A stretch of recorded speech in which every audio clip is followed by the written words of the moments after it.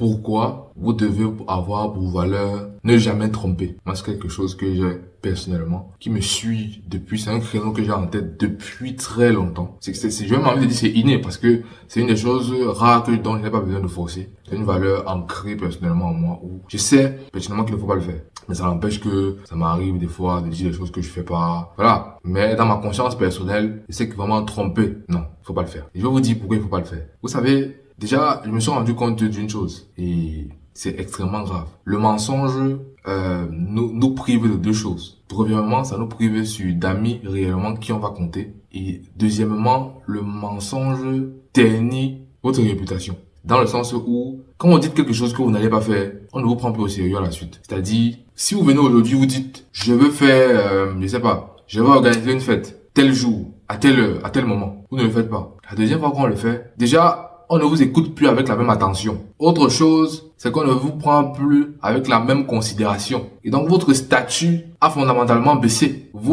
La perception comment on dit, la perception de l'autorité que les autres ont de vous a baissé. Donc, ce qui fait que, dans le statut social, si vous êtes par exemple dans une salle de classe, vous avez baissé. Vous avez baissé, vous ne vous en rendez pas compte, mais vous avez chuté, votre statut social a chuté.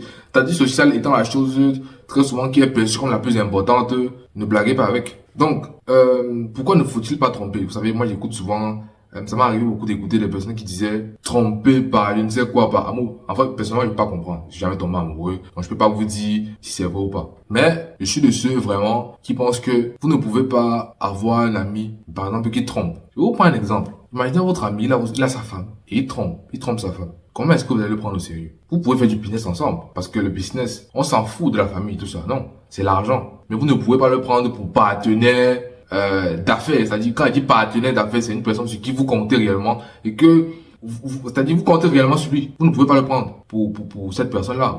Il ne peut pas devenir plus une personne avec qui vous faites du business. Tout simplement pourquoi? Parce que si quelqu'un trompe une personne avec qui s'est engagé devant sa famille, la famille de sa conjointe, la société, il a pris des engagements et qui trompe cet engagement-là, ne vous dites pas que c'est votre contrat, je ne sais pas, 2 balles qui ne va pas vous tromper. Ne vous dites pas que une fois que ça va aller mal, ne va pas vous laisser. Donc, le message qui veut faire passer, c'est si vous êtes un trompeur par nature et que vous vous dites, parce que j'en rencontre des gens qui disent que voilà, il y a des gens qui souhaitent même devenir des Balthazar. C'est complètement, c'est fou, c'est-à-dire c'est bizarre. C'est-à-dire quelqu'un te dit j'aurais ceci, cela, ça. Non.